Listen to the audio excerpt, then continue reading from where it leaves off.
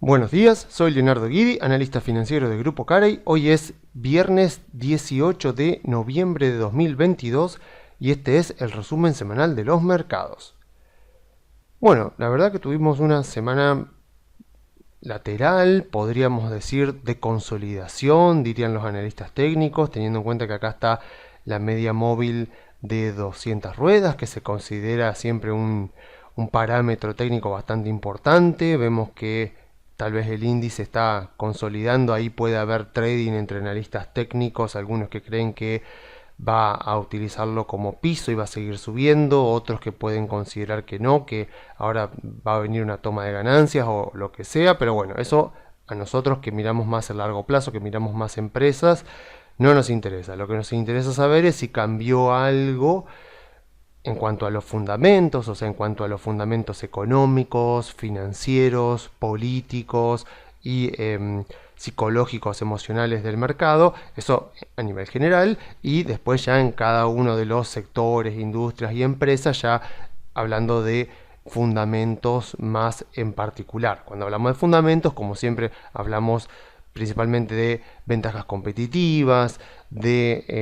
la propuesta de valor que tienen las empresas para diferenciarse de la competencia, de la estructura que tiene la industria para permitir libre entrada y salida de competidores o para levantar barreras de entradas que impidan la competencia, y eso ayuda a que las empresas tengan poder de fijación de precios, bueno, todo lo que siempre venimos hablando. Y en este caso, sinceramente tengo que decir que no ha cambiado mucho, el mercado incluso ha reflejado bastante eso, no ha cambiado mucho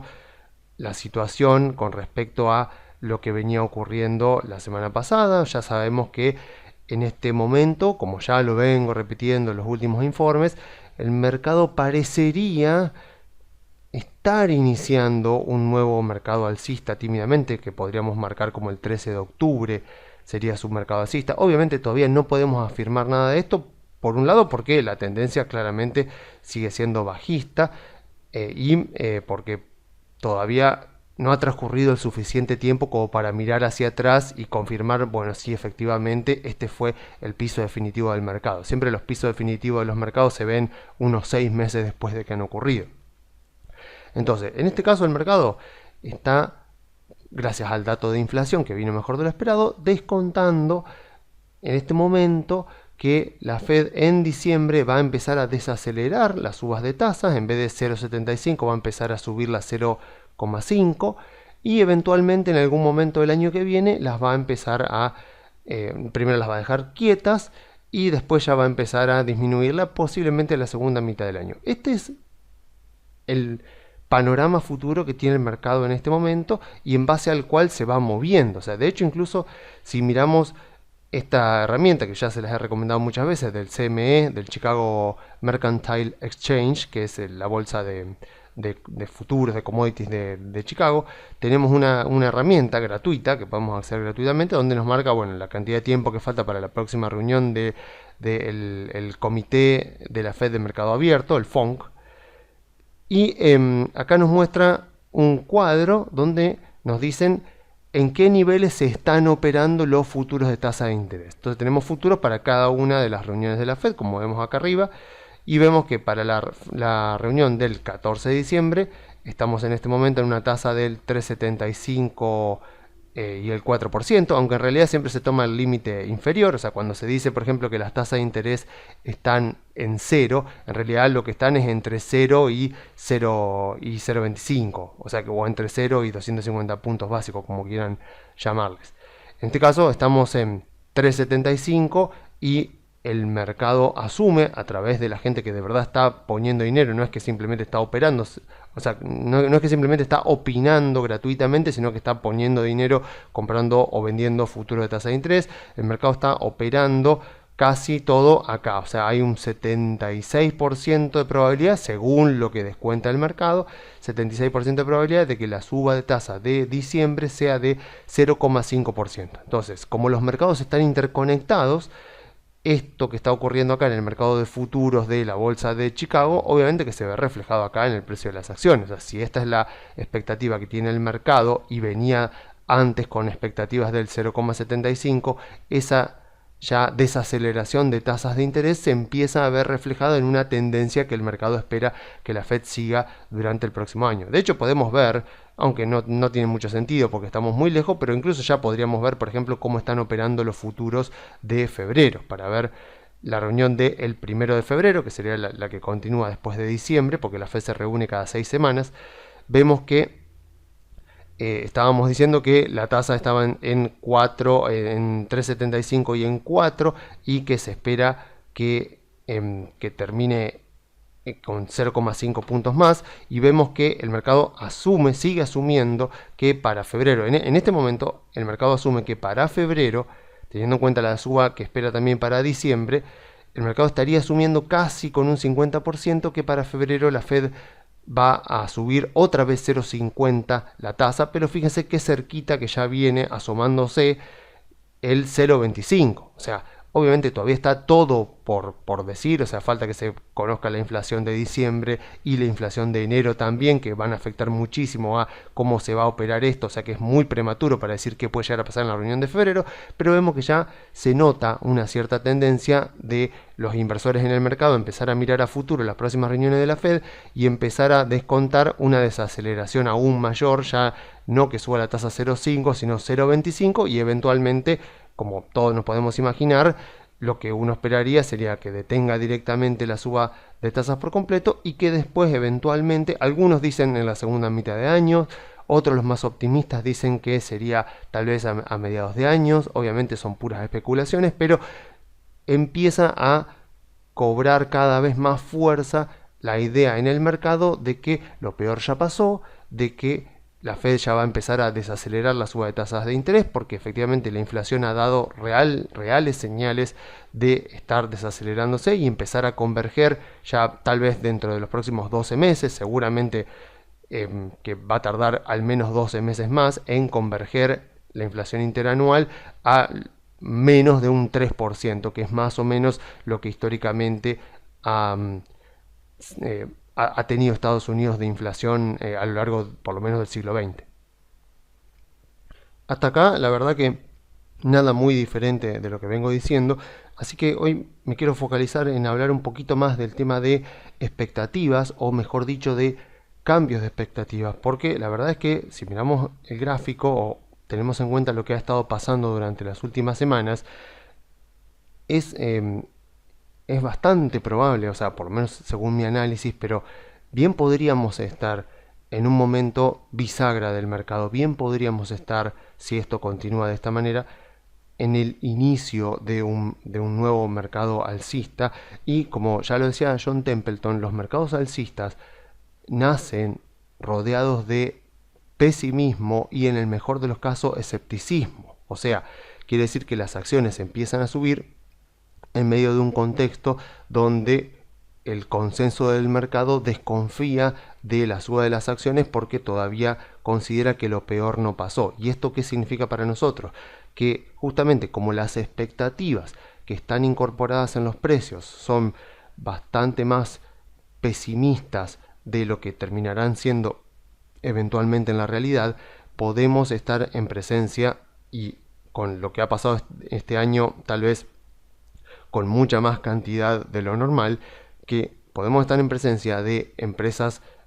baratas, empresas a precio de ganga, como le gusta decir a Warren Buffett, o empresas, como dice Seth Kalmar, empresas que cotizan a un gran margen de seguridad, lo cual quiere decir, en la jerga se suele decir, comprar algo,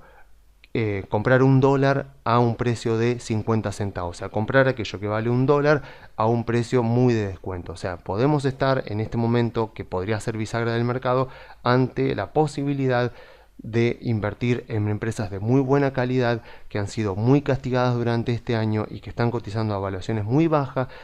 gracias a que las expectativas sobre ellas del mercado son muy malas, y estamos en un momento donde tal vez durante los próximos meses, a medida que vaya cambiando la expectativa del mercado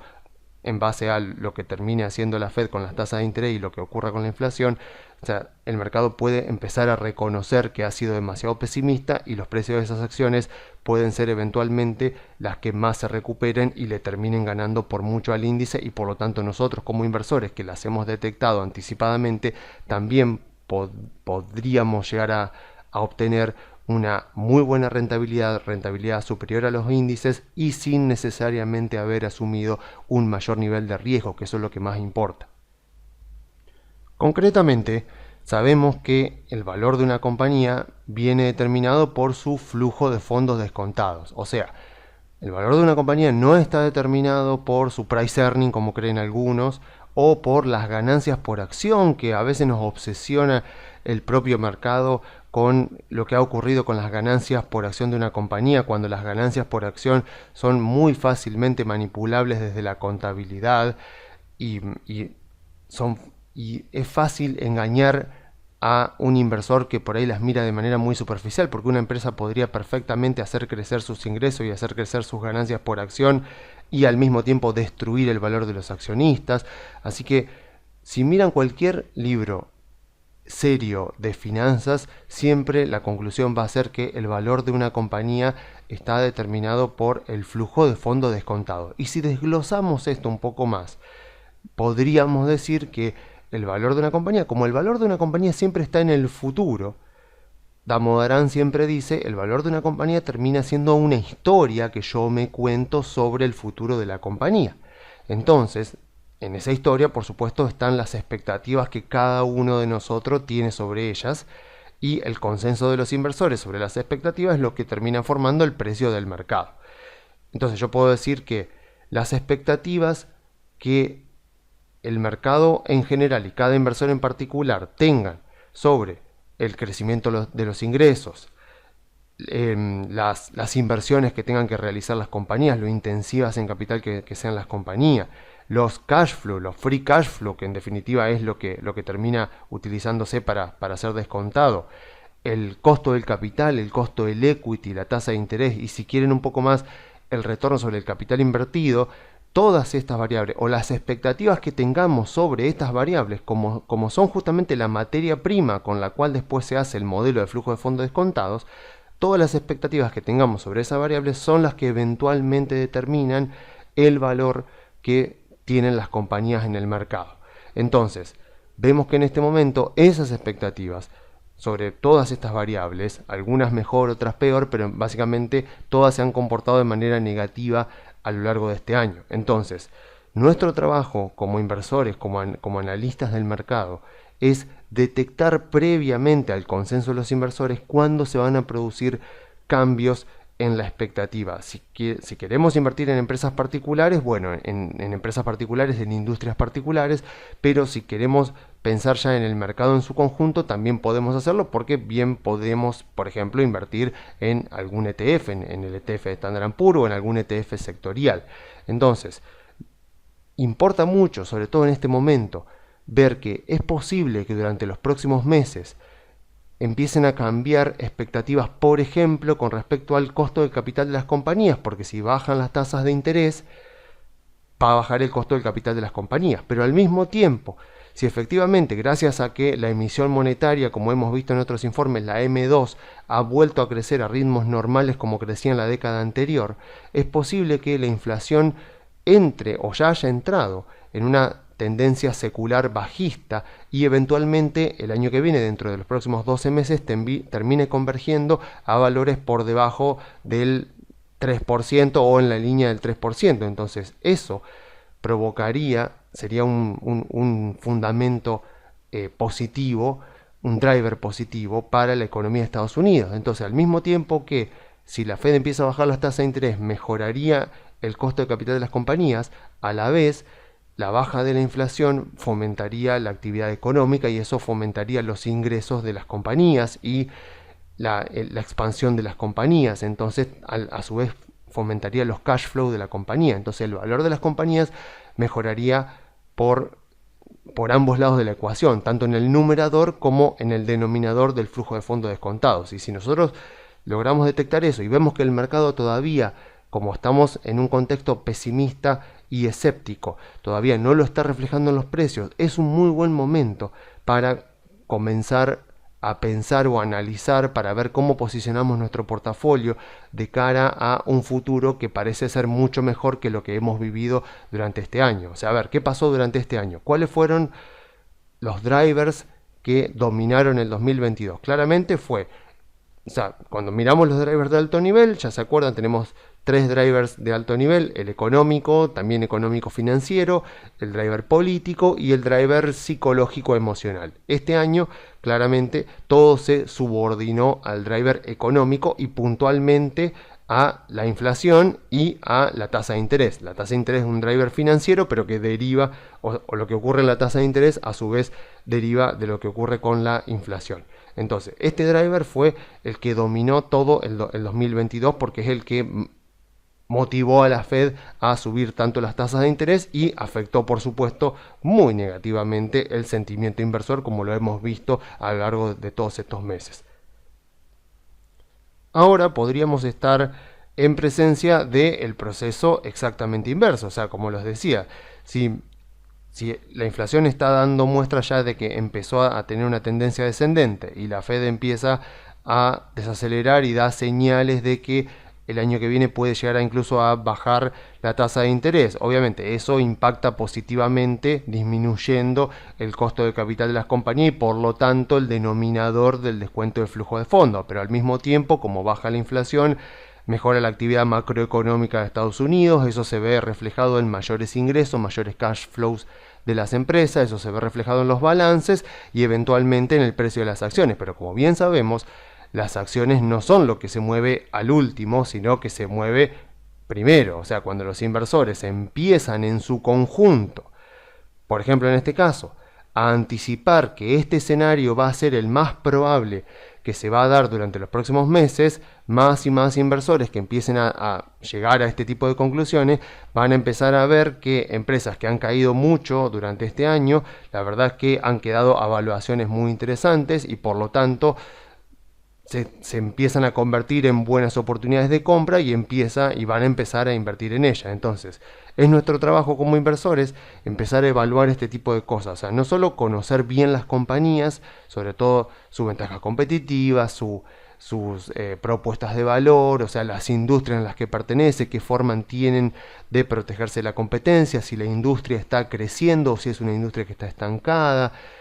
Bueno, todo lo que venimos hablando siempre, es nuestro trabajo conocer eso para posteriormente ver si efectivamente el valor,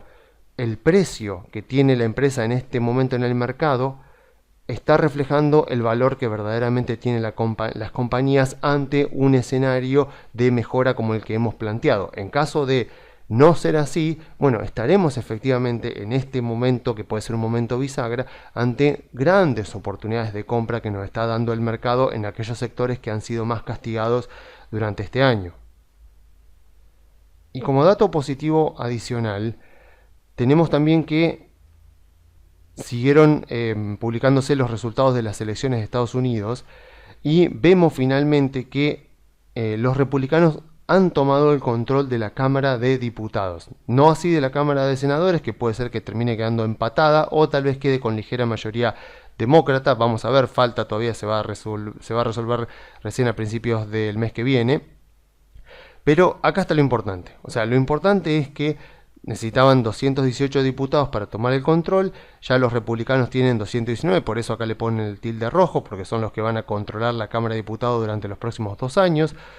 Obviamente que esto es una mayoría pequeña, pero también si miramos un poco los condados que faltan por contarse, tenemos acá Alaska, que parece que la van a ganar claramente los demócratas. Después tenemos acá algunos condados de California, este parecería que lo va a ganar también el Partido Republicano, este que parecería también el Partido Republicano que lo va a ganar, y este otro que está recontraempatado, así que podría llegar a ser para cualquiera de los dos. O sea, en todo caso, ya así tal como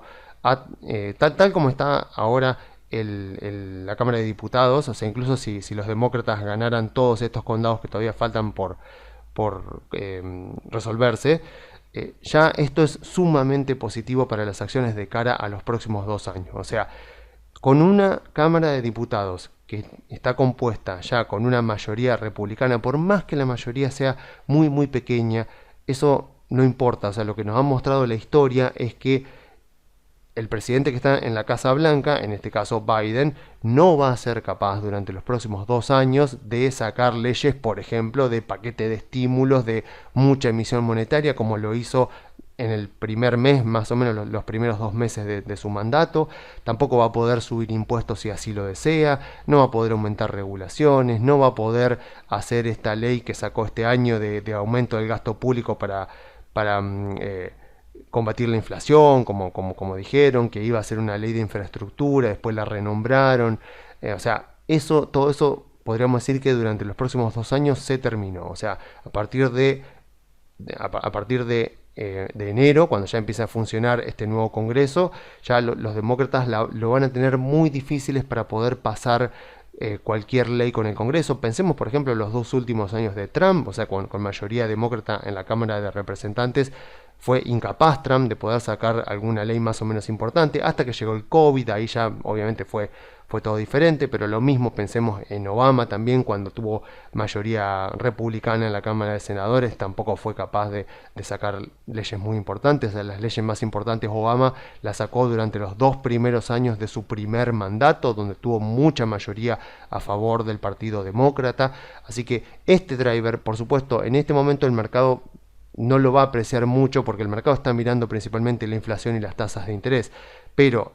mirando más a largo plazo, los próximos 2 años, este driver político es sumamente positivo para las acciones de Estados Unidos, porque pensémoslo, si yo soy un inversor en Estados Unidos, si soy un empresario, un emprendedor en Estados Unidos, y tengo que hacer algún tipo de inversión que va a madurar recién dentro de un año y medio, 2 años, esta Cámara de Diputados me garantiza que no voy a tener cambios en las reglas de juego durante todo ese periodo, que no me van a aumentar alguna regulación, que no me van a aumentar algún impuesto, que no me van a pedir requisitos adicionales, me van a aumentar la burocracia. O sea, todo eso con el Congreso bloqueado como ha quedado ahora, con una Cámara a favor de los republicanos, entonces eso ya garantiza un entorno de juego mucho más estable, muy estable, para los próximos 2 años. O sea, el marco legal para hacer negocios y para invertir en Estados Unidos, podríamos decir que con esta Cámara de Representantes con mayoría republicana,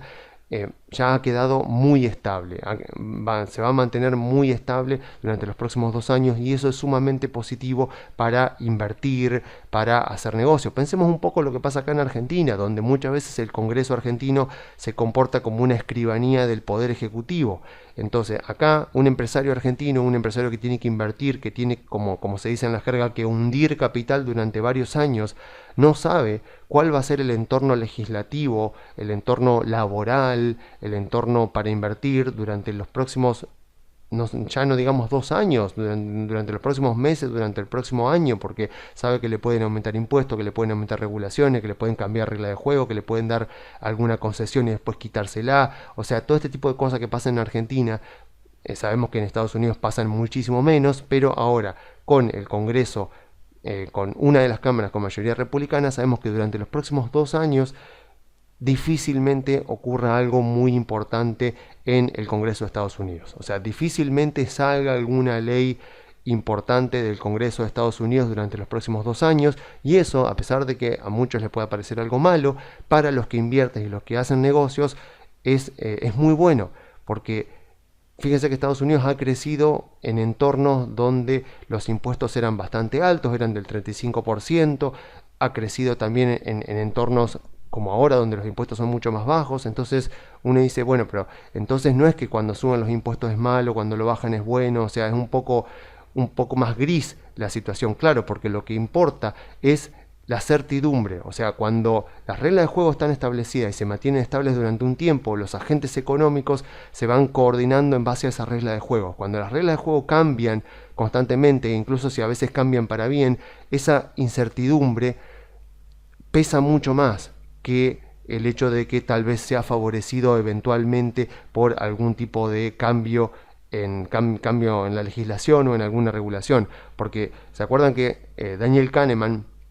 en el año 2002 gana el Premio Nobel de Economía por todas las investigaciones que hizo él sobre psicología, o sea, sobre behavioral finance, o sea, finanzas conductuales, economía conductual, y principalmente por el desarrollo de la teoría prospectiva, donde él dice que los seres humanos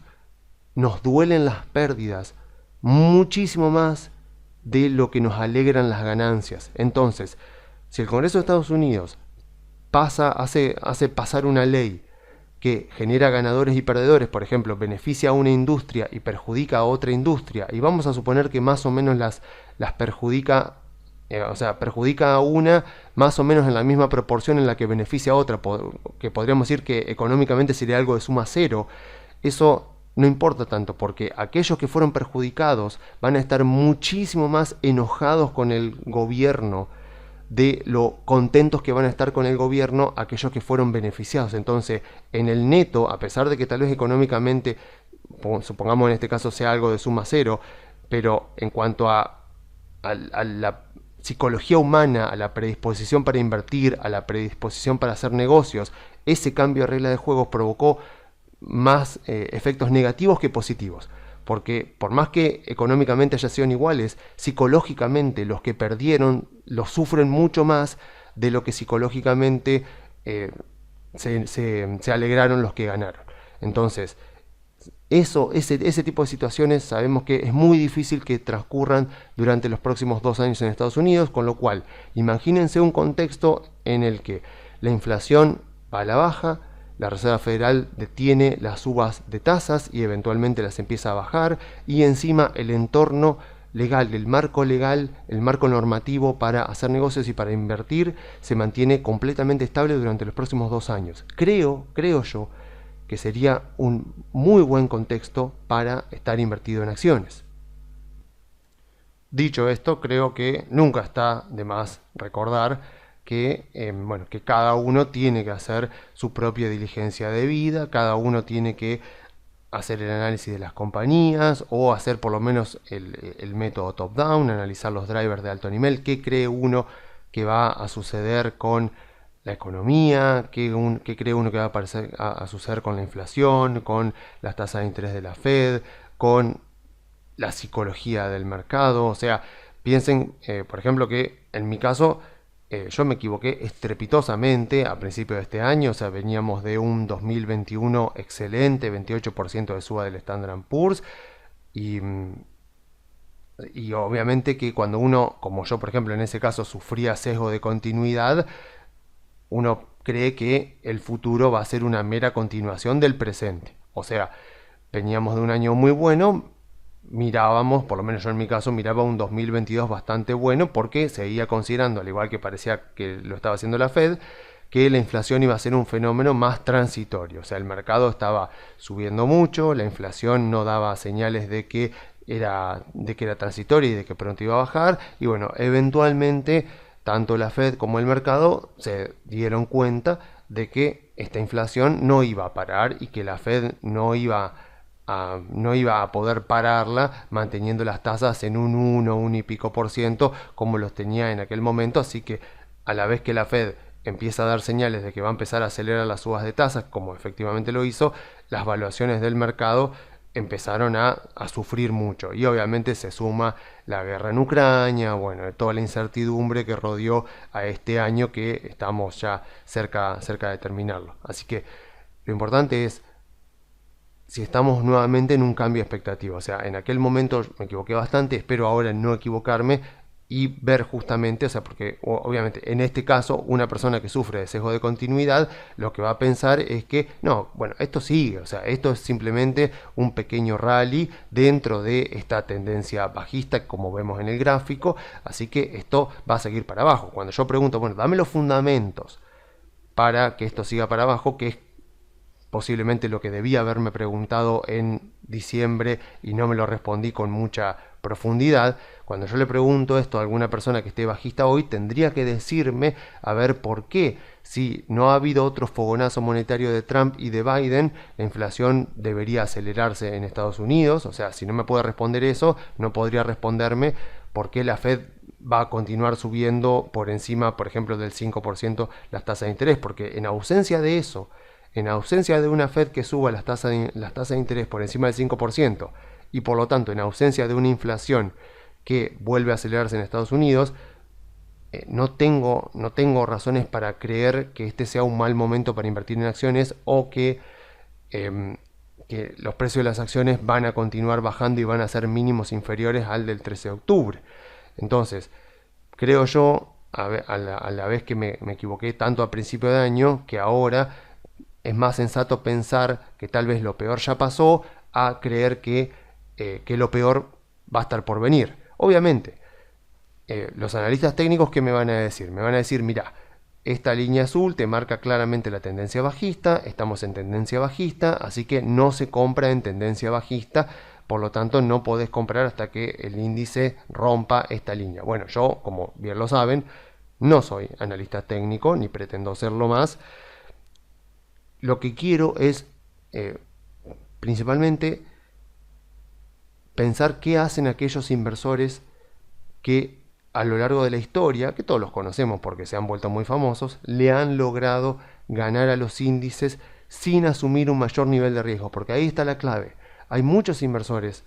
o podría decir traders, que a veces suelen ganarle a los índices por bastantes periodos, tal vez por algunos meses, pero lo hacen asumiendo un nivel de riesgo mucho mayor. Entonces, en ese caso, es como que,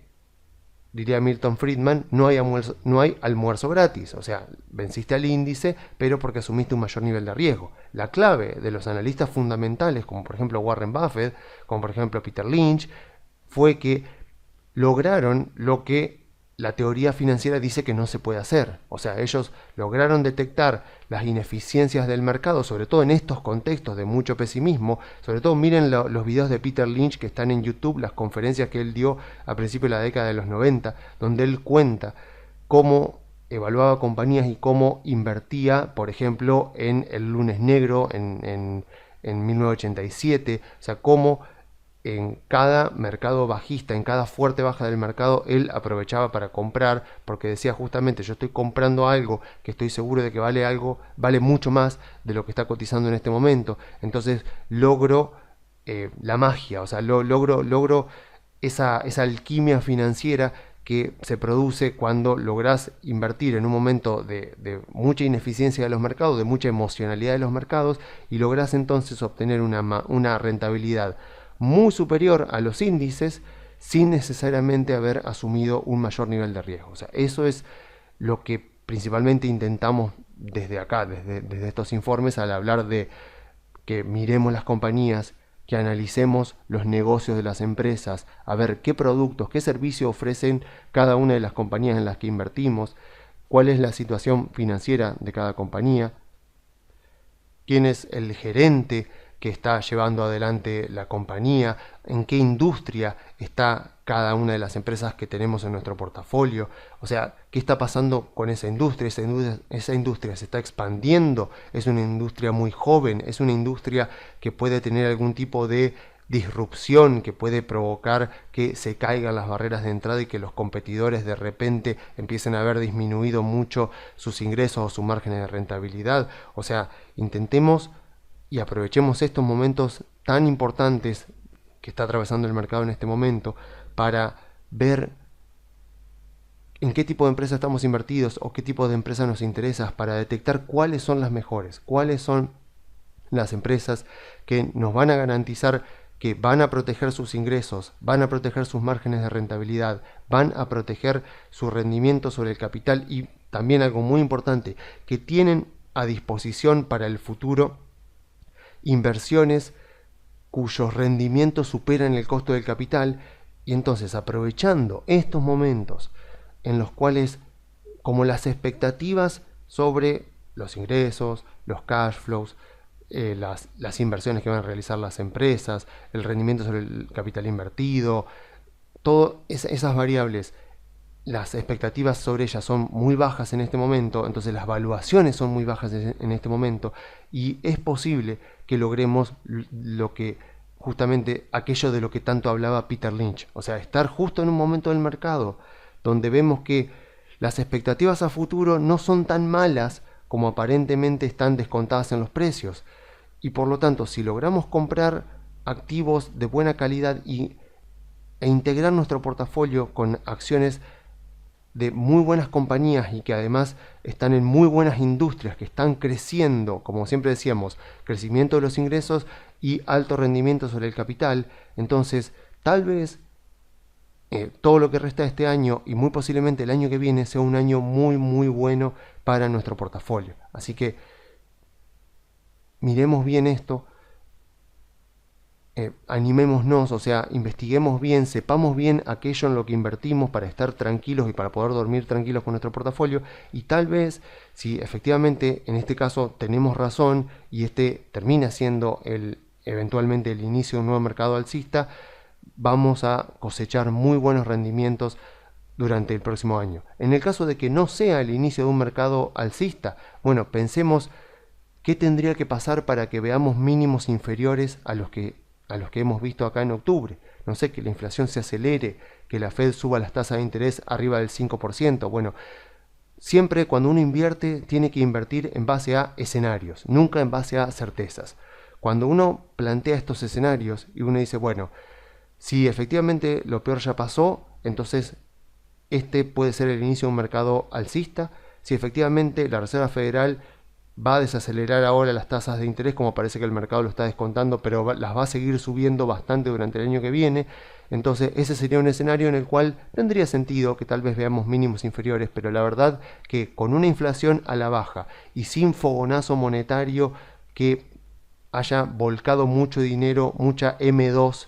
y que por lo tanto fomente que los precios se aceleren nuevamente en Estados Unidos, ese escenario, la verdad que la probabilidad de ocurrencia es bastante baja. Entonces yo me inclino por armar mi portafolio y pensar en este momento en un escenario en el cual las acciones tienen muchas más probabilidades de subir durante los próximos 12 meses que de bajar, y que por lo tanto tiene mucho sentido estar posicionado en acciones o empezar a posicionarme de a poco otra vez en acciones en este momento. Así que yo me despido dejándoles las vías de comunicación. Se pueden comunicar por la página web grupocari.com.ar o enviando un mail a contacto@grupocari.com.ar o info@grupocari.com.ar.